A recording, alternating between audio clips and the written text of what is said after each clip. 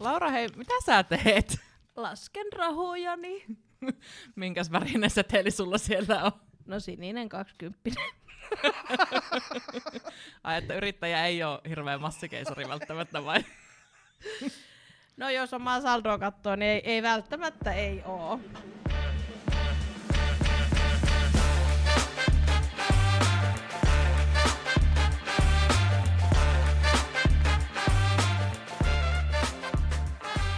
Hei, tervetuloa Elämäni yrittäjänä podcastin ensimmäisen kauden ja 3. jakson pariin. Tänään puhutaan rahasta. Hei, chiching, chiching. No niin, yritys on pystyssä ja rahaa tulee ovista ikkunoista vai? No just näin. Et ihan yksityisjetin tohon pihaan menisin tilata. Ei todellakaan, ei todellakaan.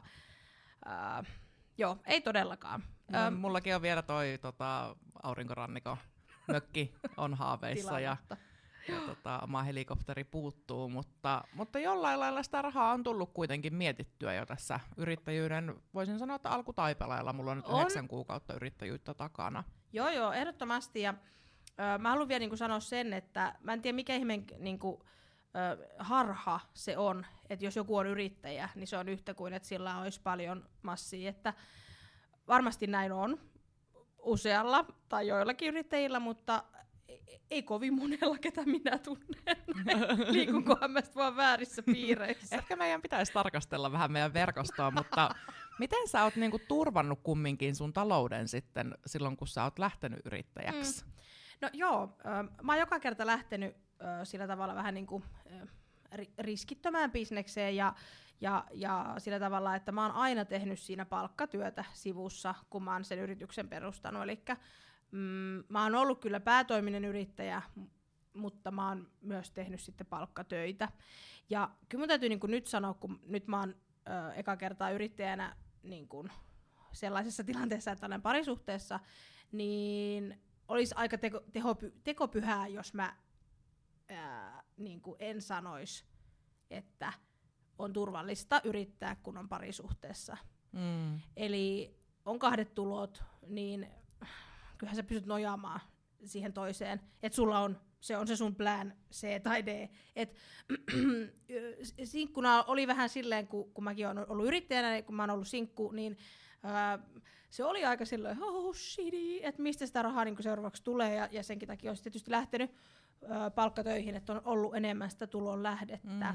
Toi on varmaan tosi paljon kiinni siitä, että miten on kumppanin kanssa sovittu, että mulla ei ole kyllä niinku plan varmaan Y eikä X:kään vielä se, että mun puoliso mut elättäisi, että me ollaan taas sit sovittu eri lailla ehkä siitä meidän yhteisestä taloudesta. Meillä on vähän tällainen, että me ollaan niinku yhteinen uppoava laiva, että se maksaa kummalla on.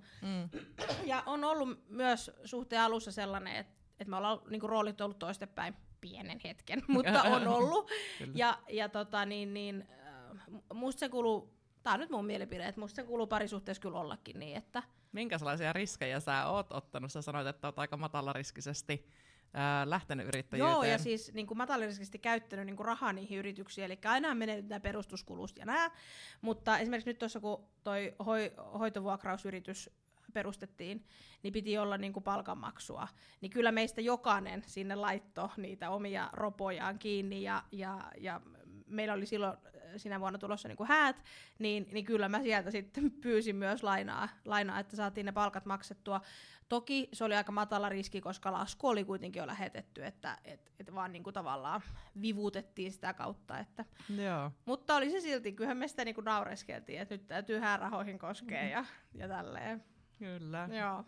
No mitä Elina, mitä muuta sä oot tehnyt, kuin pitänyt Y-vaihtoehtona puolison kukkaroa? Terveisiä puolisolle, että täältä voisi ehkä tulla sellainen suositus, että joissakin parisuhteissa saa käyttää puolison rahoja. Mutta no joo, no mulla oli semmoinen onnellinen tilanne, kun lähdin yrittäjäksi, että mulla oli ihan hyvä puskuri, että mä uskalsin ottaa sen riskin, että tulot laskee hetkeksi aikaa aika radikaalisti ja nojata siihen mun olemassa olevaan puskuriin. Mä oon uskonut koko ajan, että se, että mä oon nyt elänyt pienillä tuloilla tässä jonkun aikaa, että se maksaa itsensä takaisin. mä uskon 100% siihen, että mä pystyn mun omalla työpanoksella ja mun omalla osaamisella maksaan tämän investoinnin itselleni työurani aikana niin kuin korkojen kerran versus siihen nähdä, että olisin sitten ollut siinä palkkatyössä, missä mun alalla ei kehitystä hirveästi palkassa ole. Jos siellä on joku aloittava yrittäjä, ketä miettii nyt, niin kyllä mä niinku kehotan semmoisen jonkun puskurin. No totta kai se nyt riippuu, mitä hän rupeaa yrittämään, mutta kyllä se puskuri pitää, niinku joku pitää olla, että niitä tulee kaikille niitä, kun joku ei vaikka maksakaan laskuaan tai meneekin enemmän rahaa, mitä kuvitteli, tai jotain muuta, että on pakko olla, koska kyllä se, niinku, se antaa sulle ne unen makuiset yöt, kun sulla on joku, mihin turvautua. Joo, ja sitten itse asiassa kun mä hain sitä starttirahaa ja saan starttirahaa vieläkin, niin siinähän piti toimittaa niinku tämmöinen todiste siitä, että on muutaman kuukauden rahat siellä jossakin tilillä, että se piti ihan siinä starttirahaprosessi on siitä mun mielestä aika hyvä, että siinä tulee monia asioita huomioitu, että tämäkin siinä oli huomioitu. Joo, okei. No hyvä niin, koska se olisi hirveetä, että joku lähtee ja ei olekaan mitään ja siitä loppuu ja sitten joutuu johonkin pikavippikierrokseen, niin älkää että pitäkää se pikavippikierros ihan viimeisenä että on muitakin keinoja, ja vähän puhutaankin sitten tässä jaksossa niistä. Mutta hei, millaisia kuluja sitten meidän yrityksissä on ollut? No mulla on aika pienet kulut ollut, että mä aloitin hyvinkin läppärifirmana. Nythän mulla on vähän liiketoiminta muuttunut, mä sain uuden liiketoiminta-alueen tohon mun yritykseen. Mutta ihan alkuun mulla oli siis 60 € maksu se, että perusti toiminimen. Sitten mä laitoin 500 € mun yrityksen tilille niin laskuja varten, että jos ei olisi tullut heti myyntiä. Mun ei tarvinnut ikinä käyttää sitä, mistä mä oon ihan älyttömän kiitollinen, että vaikka nyt 9 kuukauden jälkeen on nyt se tilanne, että mä pystyn suunnilleen nyt nostamaan ensimmäisen järkevän palkan, mutta mun ei ole tarvinnut siihen 500 € kajota. Joo. Mun toiminimen kulut, niin varmaan isoin kulu on ollut tavallaan oma aika. Mutta silloin kun mulla oli toi kotihoidon yritys, niin kyllä siinä autokulut, vakuutukset, nämä ihan perus. Kirjanpito, tarvikkeet, mainosmatskut, työvaatteet, yölli. Sitten oli lupamaksuja, kaiken näköisiä. Hoitoalalla mä maksoin myös jonkun 700 € luvan, että mä sain toimia mun kotikaupungissa palveluntuottajana jotenkin sosiaalialalla, vaikka mä olin maksanut jo sen toisen luvun, mutta mua ohjeistettiin, että sekin kannattaa maksaa, että sit jos tulee palveluseteliä ihan omaa tyhmyyttä, niin mitä mä menin semmoisen edes maksamaan? Mutta mä jotenkin ajattelin, että jos mulla on nämä ja nämä luvat, niin sit alkaa tapahtua, mutta ei sit koskaan tapahtunutkaan. Ehkä se on myös sitä tiettyjä riskejä on vaan pakko ottaa, tiettyjä että sitten pystyy kehittämään sitä omaa liiketoimintaa. Että sitten jos sulla olisikin tullut se mahdollisuus, sä olisit saanut sieltä vaikka, että sä tiedät, että sä saat heti vaikka jonkun 2 tonnin diilin, niin sittenhän se 700 € olisi kannattanut maksaa. Ja kuka muu mua olisi estänyt kuin minä itse tarjoamasta mun palveluja toiseen kaupunkiin, missä oli palveluseteli. Elikkä omaa tyhmyyttäni, kun en lähtenyt tarjoamaan, tai en mä tiedä tyhmyyttä, mutta oma päätökseni, kun en lähtenyt tarjoamaan, että oppirahoja. Niitä kannattaa tai pitää ja joutuu on se, mitä pitää välillä maksaa, että semmoista siis on. Tässä osakeyhtiössä, mikä meillä on, niin siellä tietysti pyörii nämä samat peruskulut ja sitten on henkilöstökulut sivukuluineen, työterveyttä ja myöskin meidän yrittäjien sitten palkkoja. Että sitten siellä sitä rahaa purjehtii. Kyllä. Tileiltä toisille. Mutta melko maltillisia tietyllä lailla on nämä kulut, että kun kumpikaan meistä ei ole laittanut vaikka jotakin hitsauspajaa tai tuotantotehdasta pystyyn, niin pienillä kuluilla, kuukausikulutkin mulla on ihan muutaman 100 luokkaa tällä hetkellä, että tosi semmoista matalariskistä liiketoimintaa pystyy harjoittamaan. No teitkö silloin, kun sä lähdit yrittämään, niin teikö sä mitään laskelmia, että kannattaako, koska mä tein. Mä laskin, että mikä pitää olla tuntihinta, jotta se mun yritystoiminta sairaanhoitajana peittoaa ne sairaanhoitajan palkkatyöt. Ja sit mä vähän niinku lähdin koittaa, että no hei, et se pitää olla tämä. Ja sit mä olin, että no mä lähden tarjottaa palvelua. Ei ollut taaskaan mitään hävittävää, niin mä lähdin vaan koittaa, että niinku tuleeko mitään. Joo, no mä äsken tuossa vähän nauraskelin ja mä en nauraskellut sen takia, että mä en olisi tehnyt laskelmia. Mä tein laskelmat kyllä ja se oli myös siinä starttirahahakemuksen yhteydessä ja totta kai siis muutenkin haluan tehdä laskelmat ennen kuin rupean mitään yrittää, että en mä kumminkaan ihan huithapeli ole. Mutta ihan arvalla, siis aivan arvallahan ne meni, koska ei mulla ollut silloin niin kuin loppuun asti tuotteistetut mun palvelut. Mä en ollut laskenut niitä niin kuin hintoja ihan oikeasti auki. Ei mulla ollut mitään hajua, kuinka monta asiakasta mulle tulee ja niin kuin mitä kaikkea mä tuun sit keksimään. Että eihän mä niin kuin olettanutkaan, että tää mun liiketoiminta on tässä, kuin mitä se oli silloin ensimmäisellä viikolla. Että tein laskelmat, kannattaa tehdä laskelmat, totta kai niin kannattaa miettiä, että onko sillä mitään realistista tuottomahdollisuutta sillä yrityksellä, koska yrittäminen on aika kallis harrastus sitten, että jos siitä joutuu itse maksumieheksi. Joo, sama on ollut niinku osakeyhtiön kanssa, että kyllähän me ollaan sinne kolmisteen mietitty, että no mikä se voisi olla, ja vähän me lähdettiin sillä ajatuksella, että mikä olisi se hoitajan, että mikä motivoisi lähteä töihin, mikä se summa olisi, ja no paljonko siitä sitten kehtaisi laskuttaa, ja vähän sitä siellä pyöriteltiin ja näin, ja lähdettiin myös koittaa, koska riskitön, mutta en tiedä sitten, että jos olisikin jäätelötehdas, niin se olisikin niinku aivan eri laskelmia. Et siinä pitäisi kyllä laskea niinku tosi tarkkaan, mitkä on tilavuokrat, mikä on se jäätelömyllyn, tai millä sitä edes tehdään, niin sen niinku kustannus ja näin, että et riittääkö siitä kaikille ja silleen. Mutta jos on joku tämmöinen just tuotantotehdas vaikka, niin riskienhallintakin pitää miettiä ihan eri tavalla, että sitten niinku läppärifirmassa voi vähän niin kuin tietyllä lailla luottaa siihen, että jonkinlaisia kuluttaja-asiakkaita on olemassa, ketä ehkä se palvelu kiinnostaa ja sitten tiettyjä yrityksiä, mutta sitten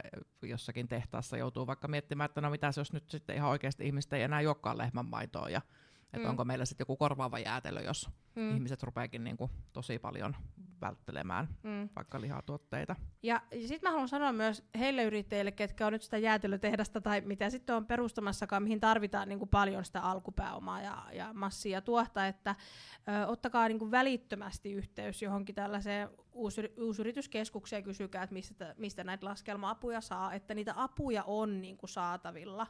Et ei kannata niinku missään nimessä jäädä yksin tätä asiaa niinku pohtia ja pyörittää. Laura, sä tuossa alussa sulla oli suorastaan niinku kahisevaa käsissä.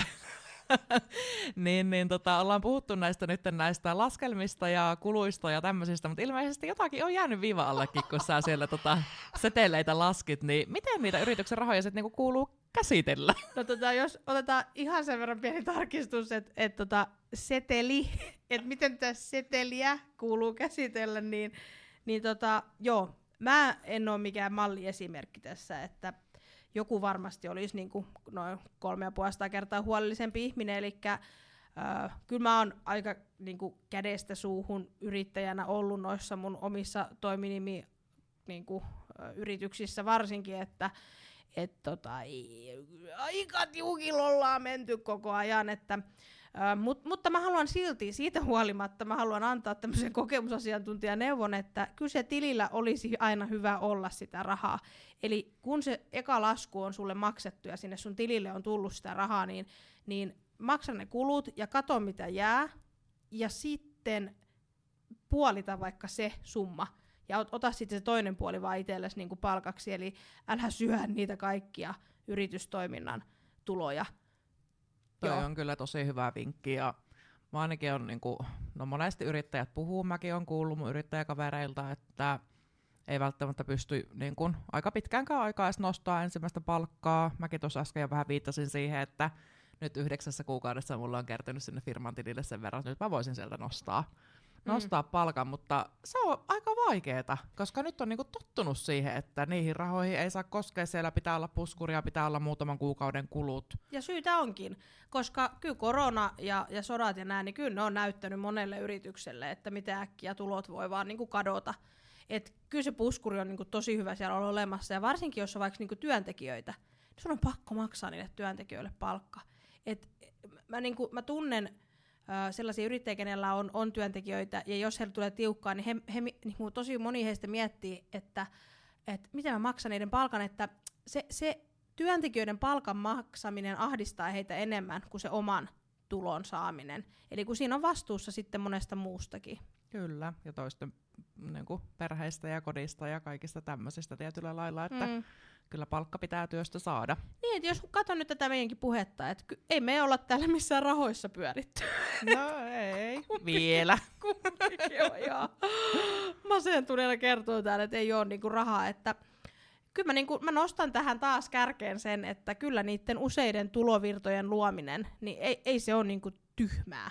Ei todellakaan, ja se on kyllä ollut niinku alusta lähtien itsellekin tavoitteena, että tuossa sanoinkin justiinsa, että en mä olettanutkaan, että mun yrityksen palvelutarjonta on siinä starttiraha-laskelmassa, kun mä tein niitä liiketoiminnan laskelmia ennen yrityksen perustamista, vaan se lähtee sitten niinku rakentumaan ne erilaiset tulonlähteet.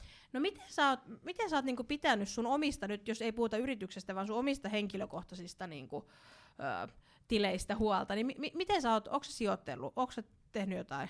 Joo, siis kyllä mä siis sijoitan arvopapereihin ja asuntoihin myös, että siinä olisi semmoinen, niin kun, vielähän niistä ei tule niin kun tuloa, mutta kyllä mulla tavoitteena on, että jonain päivänä mä saan sieltä sijoituksista jonkin verran sitten tuloa itselleni, että ei ole niin kun todellakaan ne kaikki munat siellä yhdessä korissa, niin kuin aika usein tavataan sanoa. Joo. Mulla on tää sama. Ja mä en kanssa tiedä, tuuks mä ikinä saamaan mitään niinku, varsinaista tuloa. Mulla on siis mun puolison kanssa yksi sijoitusasunto ja kyllä tässä niinku ollaan vetämässä ostohousuja toisen kanssa nyt jalkaan. Että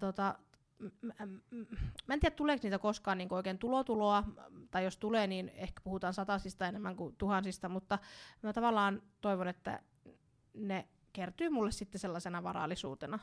Kyllä, sinne. Ja satasetkin kuussa, jos niitä on useampia, niin siitä kertyy yllättäen aika paljon, ja eläkkeellä veikkaan, että sillä on aika iso arvo sitten. Niin kyllä se tässä niinku pitkäaikaisesti miettii sitä omaa niin taloutta. Ja on se satanen parempi kuin toi mun 20 siis, että niin kuin aina se sen voittaa. Kahiseekohan se hienommin se satasen seteli? Ihan varmasti kahisee, ihan varmasti. Mut joo, sitten sulle tulee se starttiraha nyt. Kauanko se vielä tulee? Nyt eletään tässä huhtikuun alkupuolta, kun tehdään nauhoitusta, niin mä saan sitä vielä siis pari kuukautta kesäkuun vähän ennen puolta väliä se sitten loppuu. Eli sitä mä oon sit saanut yhteensä vuoden. Ja nyt tässä kun miettii, niin on se aikamoinen kädenpuristus. Kyllä. Suomen valtiolta. Mm-hmm. kiitos itsekin maksamani verorahat, niin kyllä se on monta tonnia 12 kuukauden ajalta. Et iso raha. Niin ja siis, mutta tosi hyvä raha. Kyllä. Niin kuin, hakekaa ihmeessä, jos olette yritystä perustamassa, niin sitä starttirahaa. Ja siihenkin löytyy ohjeet, ettei niitä tässä nyt tule. Mutta mä kun oon nyt tällainen sivutoiminen yrittäjä vaan, niin mähän oon nyt sitten opintovapaalla mun palkkatöistä ja mulla on aikuiskoulutustuki nyt sitten päällä. Ja tänä vuonna mä oon pystynyt, niin kun, mun ei ole tarvinnut nostaa sieltä mun sivutoimisista yrityksistä palkkaa, niin mä oon nyt 2 kuukautena sitten nostanut tätä aikuiskoulutustukea ja bruttona se on suurin piirtein 1500, niin 1300, kun siitä sitten jää käteen, että kyllä mua niinku hävettää sitä nostaa, koska se on tosi hyvä tuki. Et niinku, olen kiitollinen. Kiitos myös valtio tästä. Ja itse maksamamme verorahat. Ja itse maksamme verorahat. Että. Se on kyllä ihan ok hyödyntää niitä. Ja tosiaan niin kuin aika luovillakin tavoilla voi lähteä sitä omaa liiketoimintaakin rakentaa. Et esimerkiksi niin kuin moni voi vaikka just opintojen tai äitiys- tai tämmöisten vanhempainvapaiden ja näiden aikana lähteä ja sitten saada niin kuin osittain vaikka sieltäkin tuloa. Me saatiin tähän jakso 3, kun puhutaan rahasta, niin taloudellisen hyvinvoinnin ammattilainen Jenna Mattila kertomaan ulkopuolisesta rahoituksesta ja siitä, että milloin velka on yrityksessä järkevää. Hei, tervetuloa vieraaksi Elämäni yrittäjänä podcastiin taloudellisen hyvinvoinnin asiantuntija Jenna Mattila. Kiitos paljon, ihanaa päästä teille moikkaamaan teitä. Mikä on sun näkemys, että milloin velka on järkevää? No tietysti lähtökohtaisesti on hyvä mun mielestä niin kuin huomioida se, että me ehkä kansakuntana ollaan tällaista vähän velan pelkoista kansaa.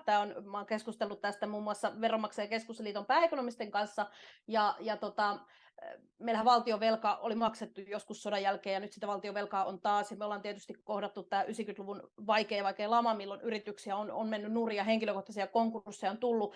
Eli me ollaan vähän velan pelkoista, ja mä niin kuin näkisin, että meillä ehkä enemmän haaste saattaa jopa olla se, että ei niinkään, ettei me osattaisiin hoitaa ikään kuin sitä ulkopuolista rahoitusta fiksusti meidän liiketoiminnasta, tai liiketoiminnassa mä ehkä enemmän näen, että se haaste voi olla jopa se, että me ei uskalleta lähteä edes niin kuin rahoittamaan meidän liiketoimintaa ulkopuolisella rahoituksella. Lähtökohtaisesti liiketoiminta ja sen rahoittaminen on ihan eri asia kuin vaikka yksilötalouden rahoittaminen velkarahalla, koska bisneksenhän tehtävä on tuottaa liikevoittoa. Sen tehtävähän on tuottaa voittoa osakkeenomistajille tai yrittäjälle. Eli lähtökohtaisesti mehän käytetään niin kuin kasvualustana ikään kuin sitä rahaa siellä yritystoiminnan kehittämisessä. Ja jos ajattelee sitä, että sulla on joku tuote tai palvelu, mitä sun on mahdollisuus lähteä lanseeraamaan, mutta se on sellaisessa muodossa ikään kuin, toisin kuin ehkä asiantuntijayrittäjän osaaminen, että sun on saatava rahoitusta, jotta sä pystyt vaikka tehdä prototyypin siitä, tai sä pystyt yleensäkin tuomaan sitä niin kuin sun osaamista tai sun tuotetta markkinoille, niin sähän tarvit jostain sen rahoituksen, jos et sä meinaat tehdä duunia kahvilassa samalla, tai jossain vanhassa palkkaduunissa samalla, kun sä lähdet rakentamaan sitä sun liiketoimintaa. Ja kyllähän se niin kuin antaa semmoisen paljon isomman kasvuboostin sille sun toiminnalle, että sulla on siellä isompaa rahoitusta. Eli lähtökohtaisesti, niin kuin, jos sulla on hyvä, oikeasti niin kuin toimiva idea ja toimiva tuote, ja sä tarvit rahoitusta, jotta sä pystyt polkasta sitä kunnolla käyntiin, niin onhan se velka liiketoiminnan kehittämisessä järkevää. Meillä ei ole pörssissä varmastikaan yhtään yhtiötä esimerkiksi, joka ei olisi ottanut rahoitusta. Okei, ja minkälaisia niin kuin tavallaan just nostat esiin, että niitä alun vaikeuksia tai semmoisia niin taloudellisia haasteita voi velalla saada paikattua ja sitten saa niin semmoisen vauhdikkaamman alun siihen yritykseen. Ja nostit just esiin sitä, että se on niin kuin kasvuedellytyksenä ja että me pelätään velkaa, mikä on varmasti ihan totta, niin hyvin kyllä perustelit sitä, että milloin se on tavallaan niin kuin ihan järkevääkin. Että se velan pelko on kyllä jännä, miten se on meidän DNAhan rakennettu. Niin oikeasti se kannattavuuden laskelma. Miksi se rahoitus on perusteltua tähän mun liiketoiminnan kehittymiseen ja tietynlainen edellytys tähän niin kuin isomman askeleen ottamiseen. Niin se on mun mielestä semmoinen niin kuin tärkeä jokaisen yrittäjän pohtia. Plus rahoitusyhtiöt tai pankit tai Business Finlandit tai Finnveran takaukset tai mitkään tahothan ei myönnä rahoitusta yritykselle ihan vaan sillä, että sä kävelet hattu kourassa ja sanot, että mä tarvisin rahaa, vaan kyllähän ne vaatii hyvät perustelut myös sulta siihen rahoituksen niin kuin saamiseen. Sä nostitkin tuossa tosi hyvin esille, että mistä tahoilta sitä rahaa saa. Minkä sä näkisit, että on semmoinen niin kuin ensimmäinen askel, jos lähtee hakemaan näitä sun mainitsemilta Finnveralta ja muilta rahoitusta, niin mitä pitää ihan ekana tehdä? No tietysti mun mielestä niin kuin on hyvä ottaa joku mentori tai esimerkiksi uusyrityskeskuksen asiantuntija siihen oman niin kuin toiminnan ja siihen aloittamisen tai siihen kasvun kehittymisen tueksi. Eli on paljon myös näitä maksuttomia palveluita, mitä kautta saa niin kuin ihan asiantuntijoilta tukea siihen oman rahoituksen selvittämiseen ja liiketoimintasuunnitelman hiomiseen, että se on rahoituksen saamisen kannalta niin kuin OK-tasolla. Et mun mielestä se on oikeasti tosi tärkeä ottaa siihen itselle apua, että tulee ymmärtäneeksi myös kaikki ne tietynlaiset asiat, mitä siihen rahoitukseen liittyy. Et kyllähän esimerkiksi se vakuus on asia, mikä aina rahoitukseen liittyy tavalla tai toisella. Eli yrittäjänä monesti me ajatellaan, että mulla on osakeyhtiö, että no niin, omat rahat, firman rahat on eroteltu, mulla ei ole mitään hätää, mutta sitten jos sä lähdet ottaa rahoitusta yritykselle, usein sä joudut antaa vähintään henkilötakauksen, joka sitoo itse asiassa sinut sen jälkeen taloudellisesti myös siihen sun osakeyhtiöön. Eli siitä tulee myös henkilökohtainen ikään kuin rasite siitä takauksen antamisen jälkeen. Eli on niinku tämmöiset perusasiat, mitkä mun mielestä on niin tärkeä ymmärtää, jonka takia on hyvä lähteä käymään jonkun asiantuntijan kanssa läpi se. Mutta onhan tietysti ihan pankit myöntää rahaa tai voi myöntää yrityslainaa. Sen lisäksi niin kuin vähän tämmöisiä ei niin tunnettuja ehkä, niin on vaikka tämmöinen mesenaattirahoitus, eli tämmöinen tietynlainen joukkorahoitus, mitä voi hakea omalle yritystoiminnalle ihan sen käynnistämiselle. Sitten totta kai niin kuin ELY-keskuksien kautta voi hakea rahoituksia, LEADER-rahoituksia. Et on tällaisia erilaisia niin kuin tukimuotoja myöskin, mitä voi hyödyntää niin kuin aloittavana yrittäjänä tai siinä vaiheessa, kun tekee vaikka jotakin kehitystyötä tai lanseeraa, rakentaa jonkun uuden tuotteen konseptin, niin myös niihin vaiheisiin voi myös saada tämmöisiä tiettyjä niin kuin tukia. Kyllä. Mutta hei, kiitos tosi paljon vierailusta. Oli ihana saada sut tänne ja toivotan sulle oikein paljon onnea kirjan myyntiin. Janolta on tullut aivan huikea talousaiheinen tietokirja ja tehtäväkirja. Mulla on omat kappaleet siitä, niin voin sitä lämpimästi suositella. Kiitos paljon. Ihana, että pääsin tänne teidän vieraaksi ja mahtavaa podikautta teille. Hei, olipa mielenkiintoista kuulla Jennan näkemys noista vierasrahoista. Kyllä. Hei, ei ole rahaa ilman tavoitteita. Hei, ei oo. Minkälaisia taloudellisia tavoitteita sulla on? No, mä sanon tän nyt ääneen. Kyllä mä toivon, että mä työllistyisin päätoimisesti yrittäjänä. Mä en tiedä, toivoks mä sitä nyt just niinku tälle vuodelle, vai ensi vuodelle, vai sitä seuraavalle, mutta mä haluaisin nähdä minut tulevaisuudessani niin, että mulla olisi yhdet tulot ja ne olisi minun yrityksistäni tulevat tulot. Mä en nyt oo sellainen niin kuin hätääntynyt tämän kanssa, että jos ja kun mä nyt palaan sinne palkkatöihin varmasti tämän opintovapaan jälkeen, niin mä oon rauhallinen ja en koe mitenkään, että mä oon epäonnistunut missään nimessä ja mun mielestä se on niinku hullua, että joku kokisi niin. Ja niinku, nyt loppuu toi selittely. Sä sanoit, että sä haluat työllistyä päätoimisesti yrittäjänä. That's it. Se on sun tavoite ja se on lähtenyt nyt universumille. No niin, tehdään näin, okei, Mun tavoite on myös se, että elättäisi itteni tällä yrittämisellä. Ja sitten myös, että pystyisin niin kuin turvaamaan mun tulevaisuuden unelmia. Eli kyllä mä haluan, että mulla on vanhana varaa lääkkeisiin. Jos mä en saa terveyskeskuksesta palvelua, mä haluan, että mun on mahdollista mennä yksityislääkärille, käydä jalkahoitajalla, pitää tukka nättinä. Et kyllä niin kuin tavallaan tämä hetki, mutta myös tulevaisuuden turvaaminen on mulle tärkeää. Ja on mulle se tavoite kyllä, että kyllä mä haluan, että mun tulevaisuudessa mun bruttopalkkani alkaa 4 tai 5. Koostuu se sitten kuinka monesta asiasta. No niin, ja kohta menee taas selittelyn puolelle. Eiköhän ruveta laittamaan tätä jaksoa purkkiin. Kiitos kaikille, ketkä kuuntelitte Elämäni yrittäjänä podcastin 3. jakson. No joo, ja mun on edelleen rahat ihan sekaisin ja 20 on kadonnut ja voi sentään. Mut hei, teillä on nyt viikko aikaa miettiä teidän omat taloudelliset tavoitteet ja keinot, miten te niihin pääsette. Koittakaa miettiä paremmin ja yksinkertaisemmin selitettynä kuin ne mun arpomiseni, ettei Elina soita ja tuu teidänkin luureihin niitä huutamaan, että hiljaa. Laittakaa podi seurantaan teidän alustalta, lähettäkää palautetta meille ja seuratkaa myös meidän Instagram-kanavaa @elämäniyrittäjänä. Yes, nähdään viikon päästä. Moi moi! Kuullaan viikon päästä. Moi moi moi!